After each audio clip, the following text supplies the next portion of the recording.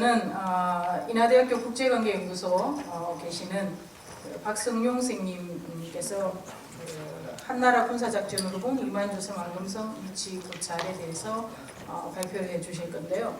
박성용 선생님은 영국 유니버시티 오브 셀포드라는 곳에서 국제정치학 박사를 하셨고요.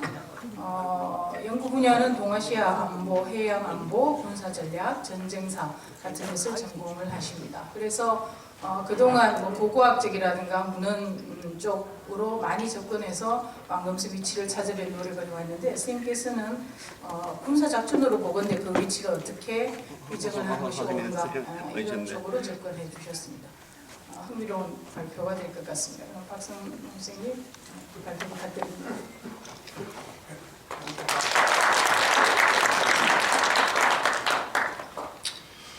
예, 먼저 이렇게 좋은 자리에 초대해 주신 한국재단에 감사를 드리고요.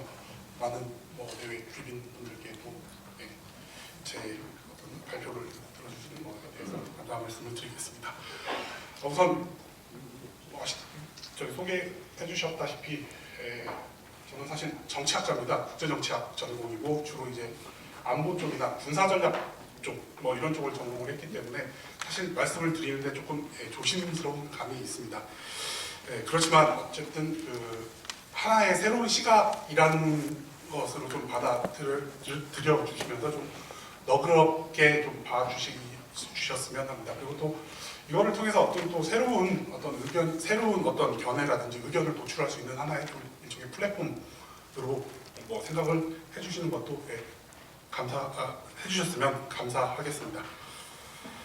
일단 저희는 사실 연구의 시작은 중국 동북공정과 관련해서 만약에 북한의 급변 사태가 발생을 했을 경우에 중국이 북한에 대해서 특히 이제 북한 쪽에 심양구 쪽에서 중국군이 움직일 수 있다라는 이런 거에 기인을 해서 주로 어떤 분쟁이나 이런 게 발생했을 경우에 역사 연구권을 가지고 그 지역 영토에 대해서 자신의 영토라고 주장을 하는 케이스들이 굉장히 많이 있습니다. 그래서 과거 1차 세계대전 전에도 오스트리아 헝가리 제국과 세르비아 사이에도 역사 연구권을 가지고 그 지역에 대해서 서로 간에 분쟁이 있었고요.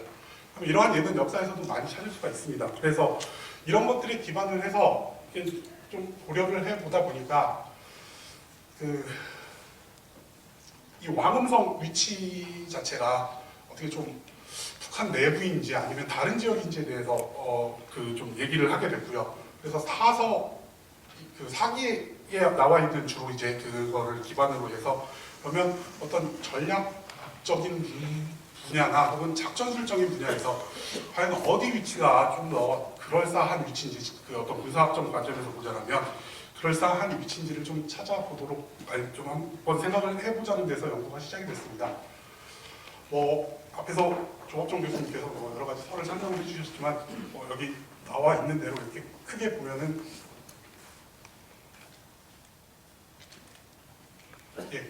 크게 요동 지역과 그다음에 한반도로 크게 양분을 해볼 수가 있겠습니다.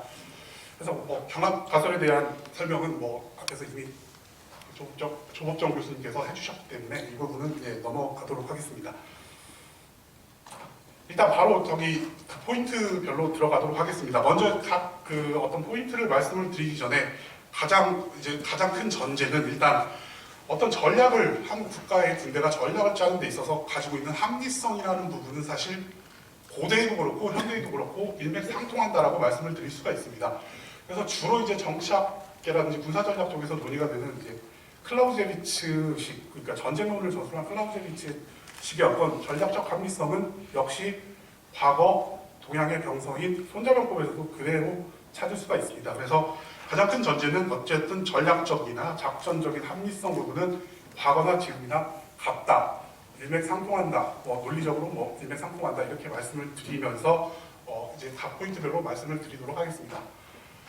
일단 왕엄성을 평양으로 비정을 하게 되면 이제 여러 가지 문제점들, 기록과 그다음에 실제 어떤 전장 환경에서의 문제점들이 나타나기 시작하는데 저희는 사실 모순으로 표현을 했습니다.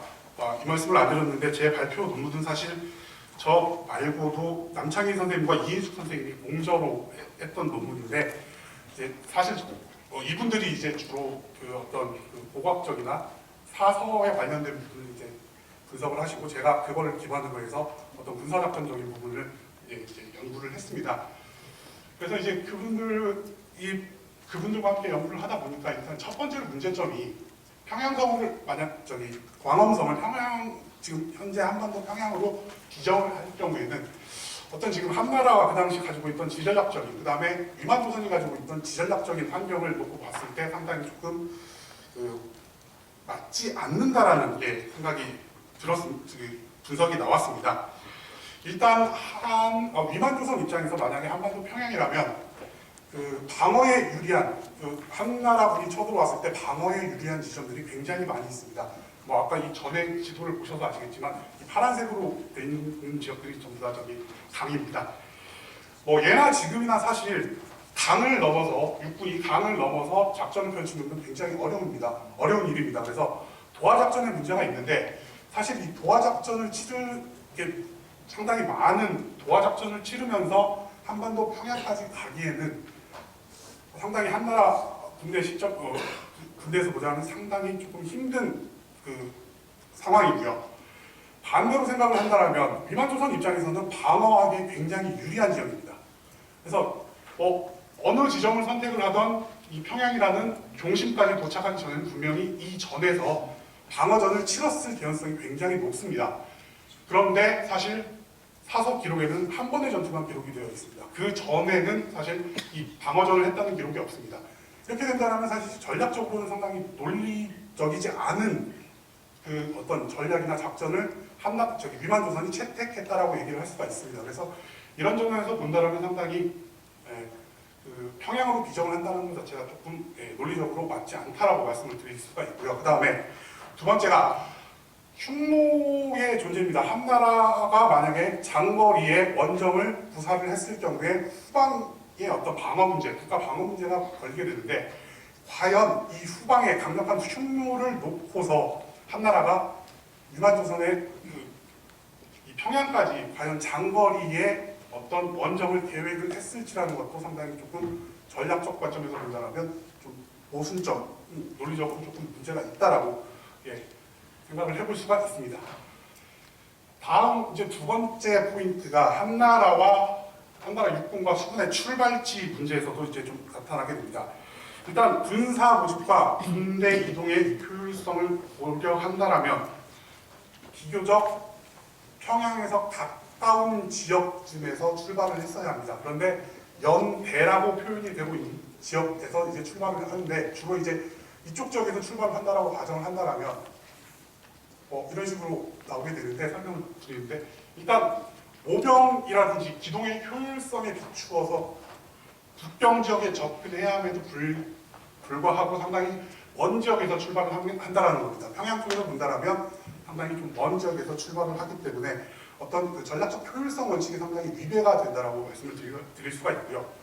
자, 수군의 입장에서 본다고 할지라도 사실 동네에서 출발을 했다라고 얘기가 나오고 있지만 만약에 전략적으로 그럴싸한 지역을 찾는다라면 야오동관도라든지 웨이하이시에서 출발을 하는 게 훨씬 더 유리할 가능성도 있습니다. 물론 이런 식으로 직접 해류가 계절에 따라서 다르지만 이런 식으로 간다든지 이런 식으로 돌아서 공격을 한다든지 이쪽 지역에서 출발하는 게 훨씬 전략적으로 수군 출발지로 합리적이라고 얘기를 할 수가 있는데 굳이 동네에서 출발을 했다는 얘기는 사실 평양 쪽이 목표가 아닐 가능성이 높다라고 말씀을 드릴 수가 있습니다.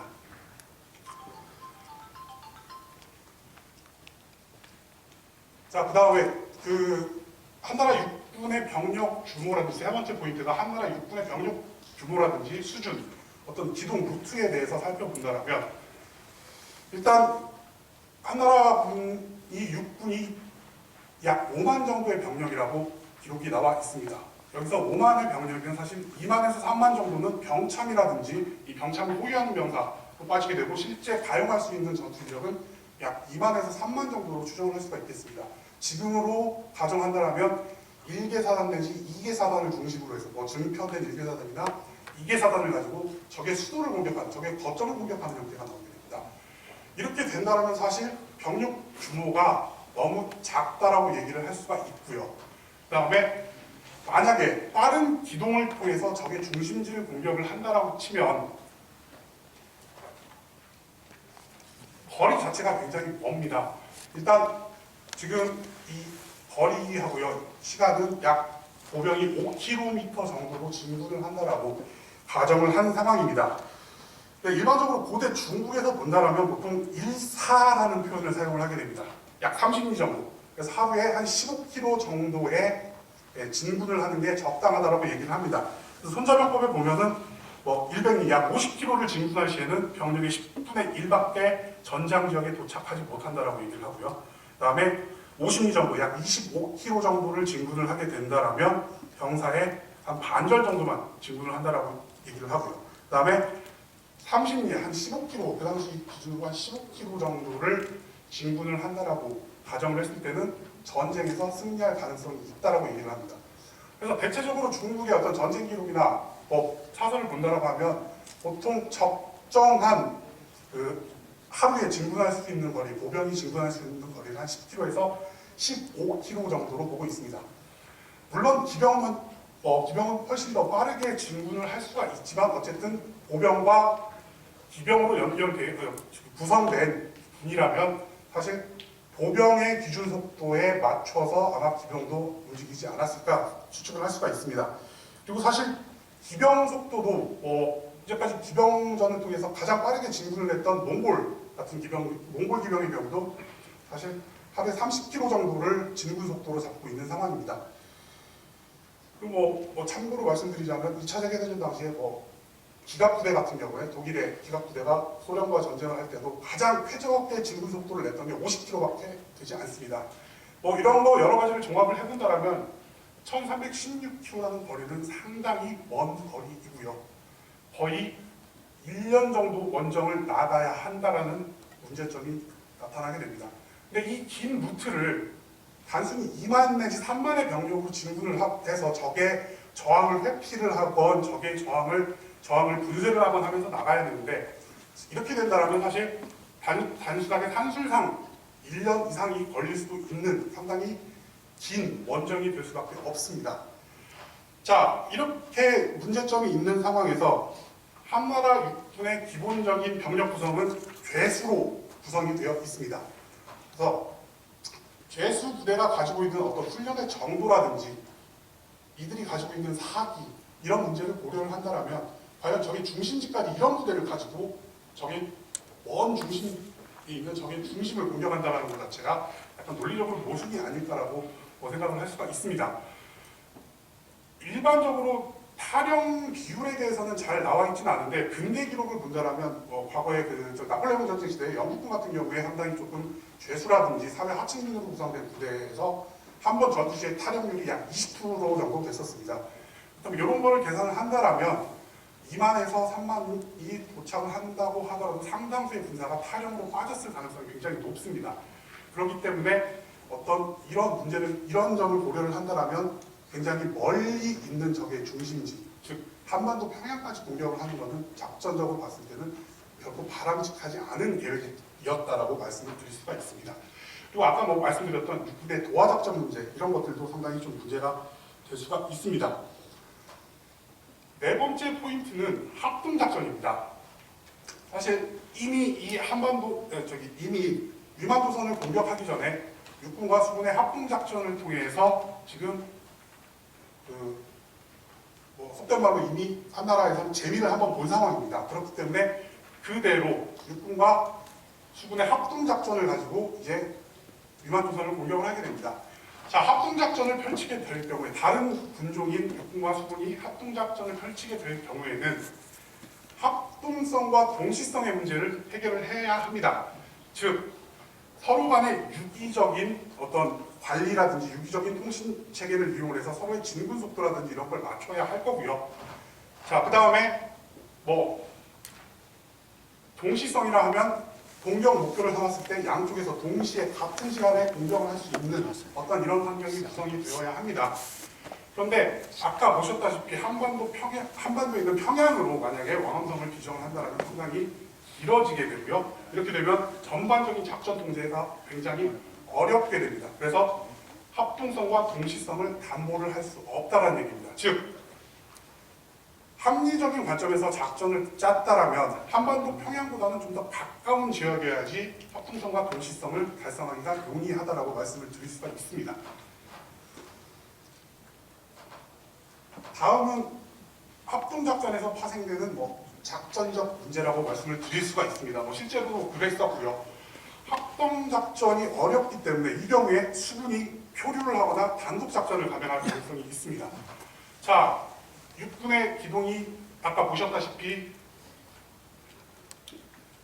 평양설로 비정을 한다면 육군의 기동 루트가 상당히 멀기 때문에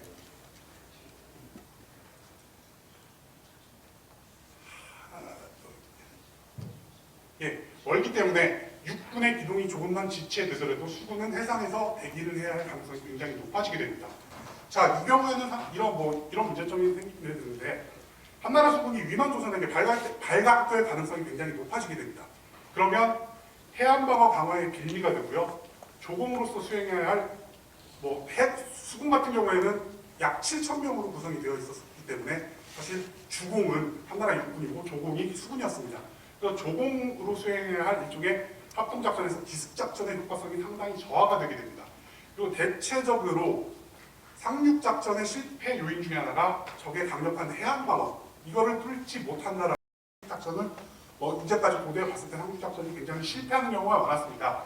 그래서 고대로 갈수록 상륙작전의 형태가 적의 어떤 비우호 지역으로 직접 상륙하기보다는 자기네들한테 우호적인 지역에 상륙해서 혹은 중립적인 지역에 상륙해서 간접적으로 공격을 하는 형태를 많이 취하게 되는데 해안방어가 강화될 경우에는 사실 상륙작전이 실패할 가능성이 굉장히 높아진다라고 말씀을 드릴 수가 있습니다. 자, 설사 한나라 수군이 단독작전을 통해서 상륙작전을 감행을 하게 된다 하더라도 성공할 가능성은 있습니다. 이런 조건들을 충족을 시켜준다면 성공할 가능성이 있습니다.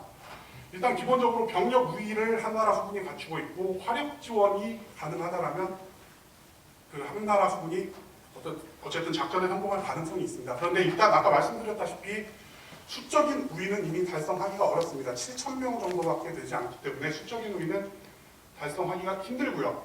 그다음에 화력 지원 같은 경우에는 언어 자체는 사실 지금 현대적인 언어이지만 과거에도 투석기라든지 활을 이용해서 해안에 있는 적에 대해서 함선에서 화력 지원을 통해서 어떤 적의 저항을 분쇄했던 케이스들이 존재를 했습니다.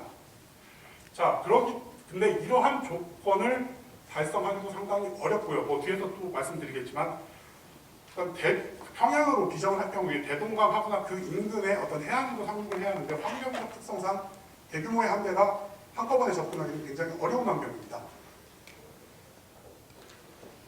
다음으로 이제 문제점이 수군의 아까 작전 능력에 관한 문제입니다. 아까 보셨던 조갑정 교수님께서 보여주셨던 함선이 누선인데 이제 사사의 기록에는 이런 식으로 표현이 되고 있습니다. 그래서 항대함 전투라든지 어느 정도 시설이 갖춰진 항구의 저반 시설의 대기는 상당히 유리한 함선입니다. 그런데 보시다시피 유방위 사이즈에 있어서 상당히 높습니다. 함선이 높다라는 얘기는 원양 항해를 할 때는 함선이 전복될 가능성이 굉장히 높습니다. 중심을 회복하는 복원 시점이 굉장히 길어지기 때문에 그래서 누선 같은 경우에는 사실 연안전투용이나 강 이런 데서 사용하는 주요 함선이었기 때문에 사실 원양 항해를 통해서 바다를 건너서 가기에는 적합하지 않은 함선이라고 말씀을 드릴 수가 있습니다. 그렇다면 누선 말고 다른 어떤 대안이 있었냐? 사실 상륙전에 특화되어 있는 조직이나 장비도 사실 고대에는 결여되어 있다고 말씀드릴 수가 있습니다. 사실 근대 지금 현대에 와서 상륙전에 특화된 함선이 나타났고요. 그 다음에 사실 보통 아시다시피 보통 해병대라고 불리는 특수목적들은 사실 스페인 해군에서 16세기 스페인 해군에서 이때 나타났기 때문에 한나라 수군의 장비와 능력을 평가를 해본다면 보통 수준이라고 예상을 할 수가 있습니다. 이 얘기는 상륙 지역에 굉장히 많은 선택의 제약이 가해질 수 있고요. 이것과 연계를 해서 대동강 지역의 상륙 적합성에 대해서 이제 적합성의 문제로 연계가 됩니다. 일단 사기 기록에 근거를 한다면 수군은 바닷가 해안이라든지 단 하루에 상륙했을 가능성이 높습니다.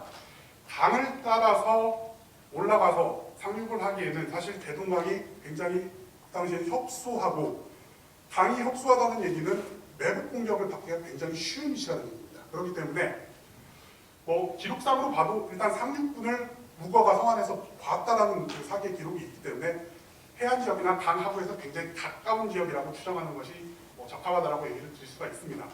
자, 그런데 일반적으로 봤을 때 한반도 서북해안은 상륙작전에 굉장히 불리한 환경을 가지고 있습니다. 일단 해안 지형이 굉장히 복잡하고 협소합니다. 이 얘기는 많은 양의 배가 한꺼번에 접안을 할 수 없다라는 얘기입니다. 자, 그리고 조류가 굉장히 빠릅니다. 사실 이 조류 문제는 현대 지금 대동강, 서북해안과 비슷한 그 환경을 제공을 하는 인천 같은 경우에서도 인천 상륙작전을 감행을 할 때 유엔군 쪽에서 상당히 이 부분에 대해서 크게 우려를 했던 분야입니다. 상륙정이 지금 현대적인 의미의 상륙정이 조류를 뚫고 못 나갈 정도로 상당히 조류가 빠르다라고 얘기를 하고 있습니다. 그래서 이런 문제점을 당연히 한나라 수군도 가지고 있었을 거고요. 그 다음에 만조와 간조 조차가 크고 간조시 대벌이 넓게 형성이 됩니다. 만조와 간조 조차가 크다라는 얘기는 일단 상륙을 했을 경우에 선봉군이 교두보를 확보하고 나서 후속군이 따라올 때까지 기다리고 있어야 한다는 얘기입니다. 그런데 문제는 위치가 왕엄성은 위만조선의 중심지이기 때문에 정예군이 포진해 있어서 가능성이 높습니다. 그리고 이 만조가 크다는 얘기는 유사시에 후퇴를 하기에도 굉장히 불리한 조건이라는 겁니다. 결국 상륙을 한 군대는 이게 작전에 성공을 하느냐 후퇴를 하느냐 문제는 아니라 상륙을 해서 우리 거점으로 후퇴할 수 있는 게 아니라 다른 지역, 산이라든지 이쪽으로 패퇴할 가능성도 높고 최악의 경우에는 상륙군 자체가 전멸을 할 수 있는 위험을 감수를 해야 한다는 겁니다. 이런 식의 작전적 원리를 따진다면 사실 대동강 하류로 수군을 동원한다는 것은 한나라 군 수뇌부 입장에서는 사실 그렇게 사실 바람직한 선택은 아니라고 얘기를 할 수가 있겠습니다. 자, 이 만조와 간조 차이 관련된 지도입니다. 이 라인이 길수록 간조와 만조의 차이가 큽니다. 조차가 크다는 얘기고요. 이 라인이 짧을수록 조차가 적다라는 얘기입니다. 보시다시피 지금 파란색으로 표시된 지역은 라인이 길게 형성되어 있고요. 빨간색으로 표시되어 있는 지역은 라인이 짧게 형성이 되어 있습니다. 조차가 폭이 작다라는 얘기죠. 자, 그 다음에 마지막으로 이제 말씀드릴 문제점 중에 하나가 군수 지원의 문제입니다. 그래서 육군과 수군 모두 장거리 군수 지원을 해야 한다는 문제점이 있고요. 물론 현지 증발을 할 수도 있습니다. 현지 증발을 할 수도 있는데 현지 증발을 할 경우에는 상당히 좀 실패를 하는 상황이 많기 때문에 어쨌든 기본적으로 군수 지원에 대해서는 생각을 하고 있었을 겁니다. 한나라 입장에서도. 자, 그래서 육군의 경우에는 장거리 병참선 유지에 문제가 발생을 하고 이 병참선이 공격을 받을 가능성도 높습니다. 자, 수군의 경우에는 육군의 진격이 차질이 생겨서 합동작전을 벌이게 될 경우에는 표류를 해야 하는데 이 경우에도 군수 지원이 상당히 어렵다라고 얘기를 할 수가 있습니다. 기본적으로 해양에서 작전을 펼칠 때는, 바다에서 작전을 펼칠 때는 상륙군을 가지고 있는 배가 단시간 안에 돌격을 해안으로 감행을 해야 어떻게 보면 작전적으로 좀 논리적이고 적합하다라고 얘기를 할 수 있는데, 만약에 육군과 작전이 차질이 생겨서 오래 대기를 할 경우에는 사실 군수 지원 여러 가지 원칙이 있는데 그 중에서 절약 원칙에 상당히 위배가 되는 작전입니다. 또 선호하지 않는 형태의 작전입니다. 자, 그래서 이러한 포인트, 군사적인 포인트로 봤을 때 저희가 생각하는 적합한 지역은 요동, 육군을 중심으로 봤을 때 요동이나 혹은 요소설로 보고 있는데, 친왕다오 이쪽으로 보는 견해, 저희 쪽에서 봤던 견해는 저하고 이제 동전자분들이 봤던 견해는 사실 이쪽 지역이 수군과 육군이 합동작전을 펼치기에 가장 좋은 지역입니다. 그래서 저희 같은 경우에는 어떤 군사적 작전으로 봤을 때는 이쪽 지역에 왕엄성이 존재하지 않았나라는 결론을 내게 됐습니다. 어쨌든 군사작전상으로 봤을 때 한반도의 평양으로 왕엄성을 규정을 한다면 사서에 나와 있는 기록과 어떤 군사작전상의 논리성으로 봤을 때는 상당히 조금 불일치한다라는 견해가 나오게 됩니다. 그래서 그래서 이러한 목적으로 봤을 때 저희는 요소설 혹은 이제 요동설이 좀 더 적합하지 않을까라는 결론을 냈었습니다. 예, 사실 조금 전통적인 방식의 접근법은 아닙니다. 그렇지만 여러 가지 견해가 있고 하나의 또 쟁점으로 볼 수가 있기 때문에 참고 삼아서 보셨으면 감사하겠습니다. 이상으로 말씀 마치겠습니다. 박성현 선생님께서 아주 재미있는 발표를 해주셨습니다. 시간도 딱 맞춰주셔서 감사합니다. 지금부터 휴식을 좀 하고 2부 발표를 시작할 텐데요. 좀 양해 말씀드릴 것은 나중에 종합토론 할 때 장내 정리를 해야 되는데 그 시간이 10분 가지고 조금 모자란다고 해서요. 지금 쉬는 시간에 20분 휴식으로 되어 있지만 시간을 좀 단축시켜서 10분만 휴식을 하도록 하겠습니다.